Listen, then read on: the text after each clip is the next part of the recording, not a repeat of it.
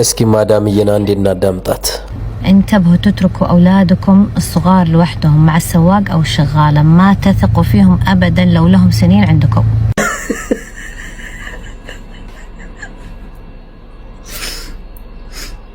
والله صراحة فكرة حلو.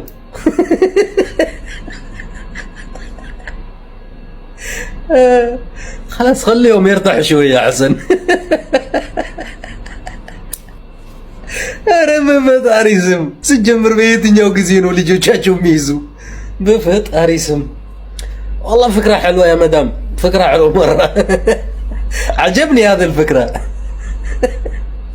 فتابلو انقدي أول يزول لا جنو يمجاج يا أخي. كلزك مدام كلزك.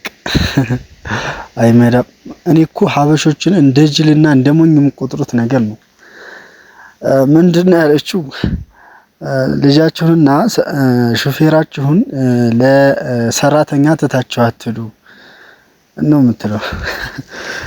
አይ እኛኮ የውቀት ችግር የለብንም የብር እንጂ ሽጣናችሁ እንደምገባ አታውቁም። ከናንተም ብሶ ሀበሾችን እንደ ሞኝና እንደ ቂል የሚቆጥሩት እናንተን ነጫጭ የተበላችሁ ዱቄታሞች እኛ ጋር መወዳደራችሁ ነው። ደህነታችን የሚያስደፍረን ተውት፣ ችግር የለውም የፈለጋችሁትን በሉ።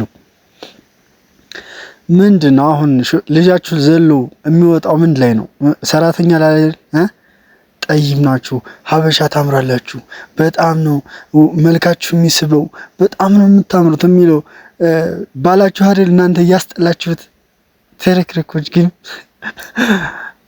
እንደው በተለይ ሴቶች እኔ እንደው ለእናንተ ተውት፣ ለሴቶች እንጃ ብቻ ለፈረንጅ ሴት በጭራሽ አላስበው።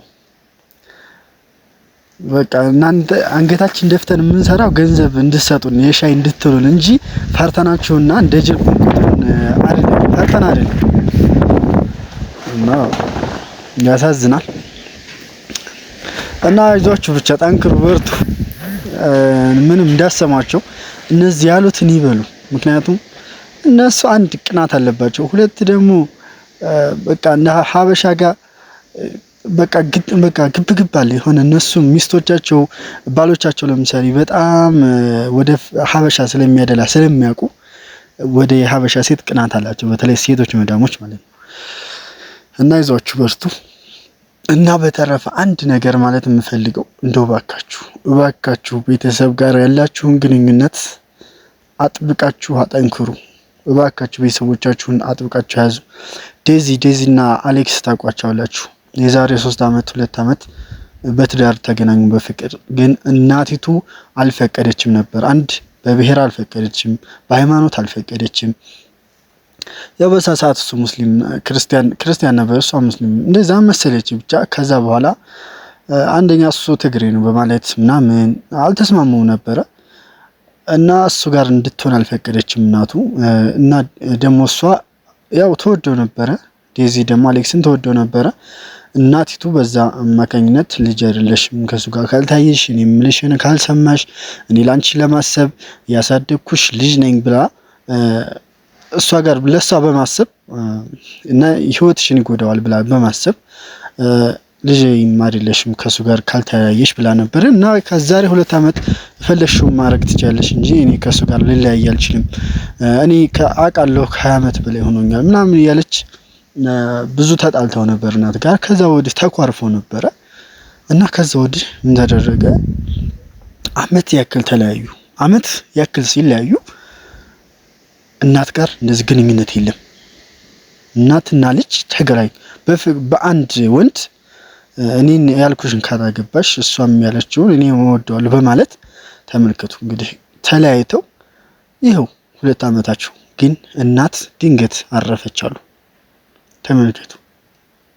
ያለምንም ግንኙነት ያለምንም በዚህ በተልካሻ ምክንያት ተጣልተው እናትና ልጅ ያክል ተኳርፈው ኑረው እናት በድንገት ሞት አጣሽ ነፍሷን ማለት ነው።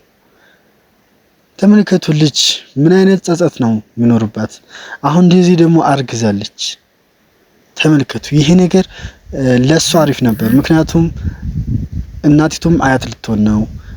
እሷም እናቴ ጋር ላሳየው ይኸው ጨዋታው ሁሉ ሊቀር ነው ማለት ነው። ካሁን በኋላ ጨለማ ነው የሚሆነው የሷ ህይወት ጨለማ። ግን እነሱ በገንዘብ ታውረዋል። ምንም ሐሳብ የለም። በቃ ስለ ቤተሰብ እንደዚህ ይለኛል፣ ቤተሰብ እንድነው፣ ቤተሰብ እንድነው፣ ሞተኮ ምናምን በቃ ነገ ሌላ ህይወት ነው ለነሱ። ግን ነገ ሌላ ህይወት የሚሆነው ቤተሰብና አጣችሁ አይደለም። ቤተሰብ ቢያንስ አንድ ቁም ነገር ይዛችሁ ህይወት የሚያወርላችሁ ቤተሰባችሁ ከጎናችሁ ሲሆን ነው። ደስታ ህይወት የምኖሩት የተሟላ ህይወት የምኖሩ አንድ እናትና አባት ከጎናችሁ ሲሆን ነው። ልጅ ብወልዱ እነሱ ጋር ሲጫወት አያቴ እንደዚህ ነው ልጃችሁ እሱ እነሱ ጋር እየዋለ ሲያድር ነው ህይወት የምኖረው እንደዛ ነው እንጂ ቤተሰብን አጥቶ አይደለም። ግን ከባድ ነው።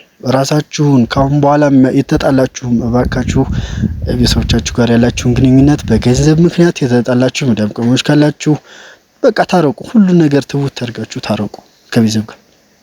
ቤተሰብ አንድ በፈጣሪም ትጠየቁበታላችሁ። ሁለተኛ የህይወታችሁ አስደሳች ህይወት የምትኖሩ ቤተሰባችሁ ጋር ፍቅር ስትኖሩ ነው።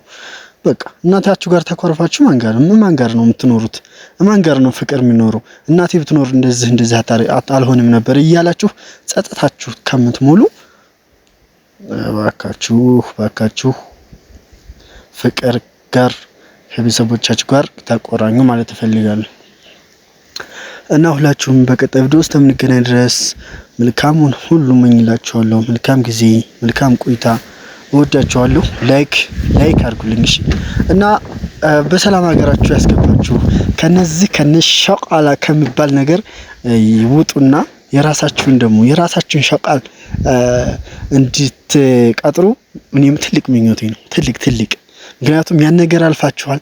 እሷ ጋር በቃ እኔ ብቻ እናንተን ከፍታ ማየት ፈልጋለሁና አላህ ያሰባችሁትን ያሳካላችሁ። አላህ ገንዘባችሁ ላይ ረድኤት ይሙላላችሁ። ያሰባችሁት ሁሉ ይሳካላችሁ። ያሰባችሁት ሁሉ እናንተ ባላችሁት ሳይሆን ፈጣሪ ባላት በቃ እቺ ልጅ ምን አግኝታ ነው እንደዚህ የተሳካላት የምትባሉ ያደርጋችሁ። መልካም ጊዜ፣ መልካም ቆይታ ሁላችሁ።